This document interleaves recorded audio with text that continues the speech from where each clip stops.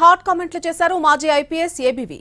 CID పనితీరు విషయంలో గత ప్రభుత్వానికి ఇప్పటి ప్రభుత్వానికి పెద్దగా తేడా లేదన్నారు. ఇందుకు జత్వానీ కేసే ఎగ్జాంపుల్ అని చెప్పారు.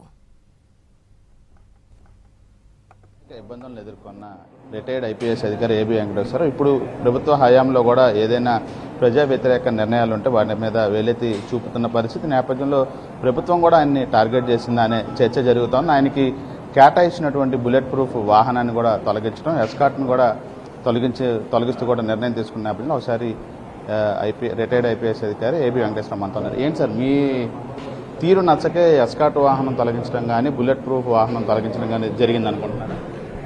భద్రతా సంబంధమైన విషయాలు బహిరంగంగా మాట్లాడము, అవి కాన్ఫిడెన్షియల్గా మాట్లాడాల్సిన విషయాలు. బహిరంగంగా దాని గురించి చర్చించను.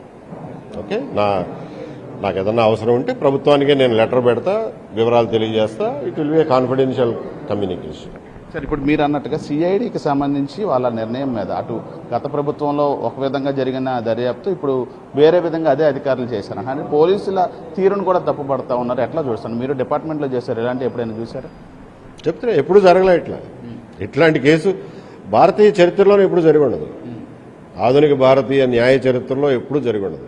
ఒకే ఇన్స్టిట్యూషన్, ఒకే సిఐడి తను తప్పు అని నిర్ధారించిన పత్రాలనే సాక్ష్యాలుగా పెట్టి ఒకళ్ళ మీద ఛార్జ్ షీట్ చేయడం అనేది అసలు న్యాయశాస్త్రంలో ఇది ఒక వింత, అద్భుతం, విచిత్రం, దుర్మార్గం. సార్, ఆ గత ప్రభుత్వ హయాంలో అనేక తప్పిదాలు జరిగినాయని కూడా మీరు గలం విప్పారు. ఇప్పుడు కూడా అనేక అంశాల మీద కూడా గలం విప్పుతున్నారు. రాష్ట్ర వ్యాప్తంగా కూడా కార్యక్రమాలు నిర్వహిస్తున్నారు. ఏం గమనించారు రెండు ప్రభుత్వాలు? తేడా ఏమీ లేదు అనేది గమనించారు. అంటే రానున్న రోజుల్లో కూడా ఏ అంశాల మీద ముందుకెళ్ళబోతా ఉన్నారు సార్? మాకు ఉన్నాయి కదా ఆల్రెడీ జరిగే పరిణామాలను బట్టి మేము స్పందిస్తూ ఉంటాం.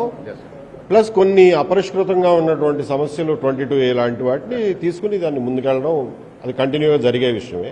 మధ్య మధ్యలో ఇలాంటివి వస్తున్నప్పుడు కూడా మేము ఖచ్చితంగా దాని గురించి ఎనలైజ్ చేస్తాం. సాక్ష్యాలని బట్టి, కాగితాలు, డేటా, అధికారికమైనటువంటి పత్రాల ఆధారంగానే మాట్లాడతాం తప్ప ఏది కూడా గాలిలో మాట్లాడడం, మా సొంత అభిప్రాయాలు చెప్పం. ఇది మొత్తంగా జత్వానీ కేసుకు సంబంధించి సిఐడి దర్యాప్తు మీద అయితే ఖచ్చితంగా ఏదైతే గతంలో ఎన్నడూ జరగని విధంగా దర్యాప్తు జరిగిందని చెప్పైతే రిటైర్డ్ ఐపీఎస్ అధికారి ఏబీ వెంకటేశ్వర గారు చెప్తా ఉన్నారు. అదేవిధంగా భద్రతకు సంబంధించిన విషయం పూర్తిగా కాన్ఫిడెన్షియల్ కాబట్టి దాని మీద బహిరంగంగా వ్యాఖ్యలు చేయాలి. నేను చెప్పాల్సింది ప్రభుత్వానికి